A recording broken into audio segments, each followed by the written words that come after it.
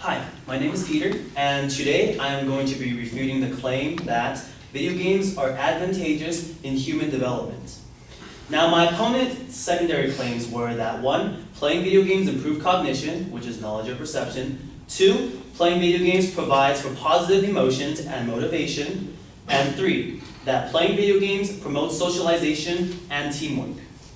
Now, my response to the first claim is that playing video games have been shown to decrease one's ability to learn and can cause harm to its players. A paper published in the Psychology of Popular Media Culture stated that although a video game might enhance a child's concentration, that it only improves its concentration in short bursts, that it actually damages a child's ability to concentrate in the long run, in a long-term concentration. For example, in classroom situations where a long-term concentration might be needed to understand the teacher or that kind of situation.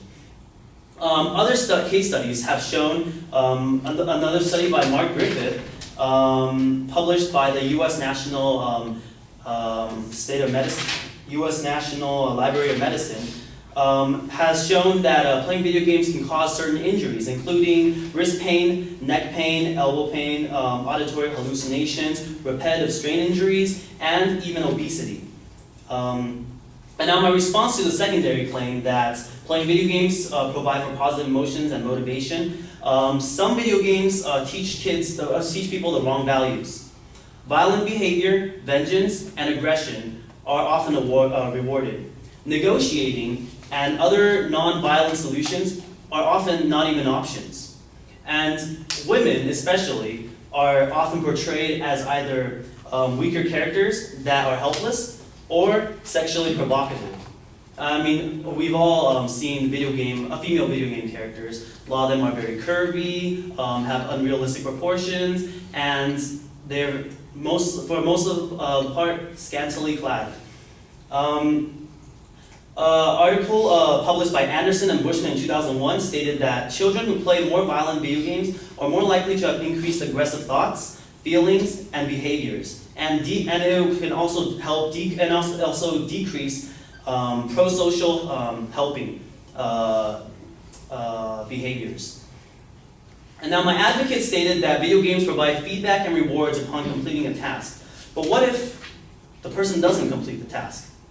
What if the person is rather unable to complete the task or isn't skilled enough? The consequence of such situations usually involve a range of behaviors from being mildly annoyed to temper tantrums.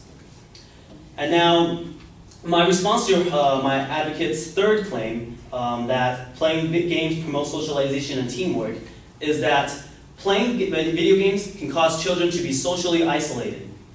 Now, researchers from ReadySmartKids.com have published a paper saying that too many video game playing can make your kid socially isolated. Also, he or she may spend less time in other activities such as doing homework, reading, sports, and interacting with family and friends.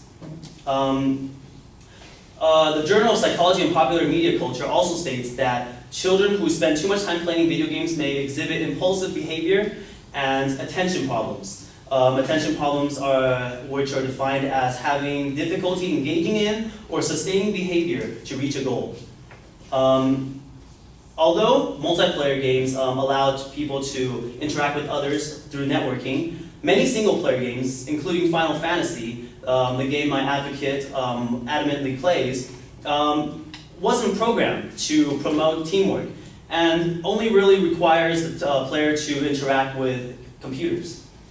And to cement my claim even further, although my advocate stated that video games promote socialization and teamwork, she herself was finding it very difficult to come up to the podium and present a speech to the class. And now, because, number one, playing video games have been shown to decrease one's ability to learn and cause harm to its players. Number two, playing video games have been known to cause negative emotions and violent consequences. And number three, playing video games can cause children to be socially isolated. That is why I believe that playing video games are not advantageous in human development. Thank you.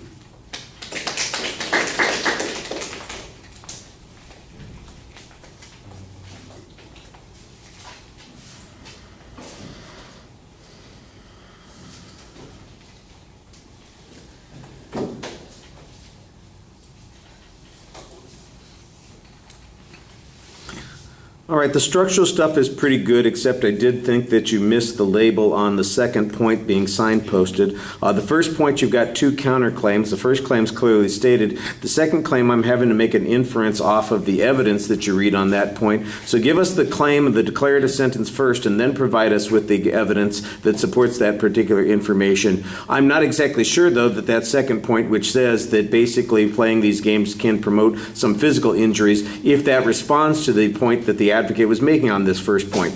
The problem that I see regularly in these issues is the same one that I mentioned before, and that is that I'm getting good counterclaims, but there's not really much analysis of what the argument was that the advocate presented. So you've presented evidence. Now, how am I supposed to compare what the advocate said on this particular point to the information that you said? If you have an explanation as to why your analysis makes more sense, that's what you need to be doing a little bit of contrasting on. If you had evidence that proves a point and the advocate had just an assertion, that would be a contrast that would make the argument much more meaningful for you. So I think that there needs to be a lot more of that. Same sort of thing like I said before, though. I think you're doing a good job finding counterclaims and finding evidence to support those counterclaims, but I'm not sure that you've done much to refute the advocate's argument.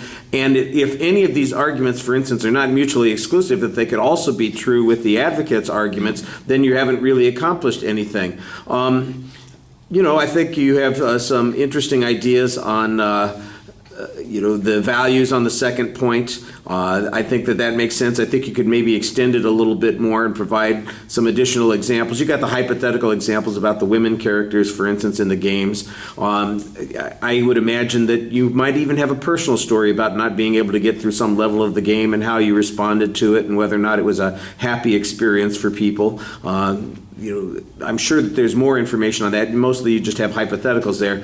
On the socialization issue, I thought you had pretty good evidence. I'd be a little bit careful about trying to turn the advocate speaking into a example for your position. Referring to the advocate as being socially retarded is essentially what you're doing here. And that sounds very close to being an ad hominem argument instead of an argument that says, look, people who play video games often have difficulty finding ways to express themselves outside of the video games. And, there are lots of examples of those, and just leave it at that, as opposed to, she couldn't say anything. She's probably been playing too many video games. I'd be very careful about doing something like that. People get pissy with you. Not me.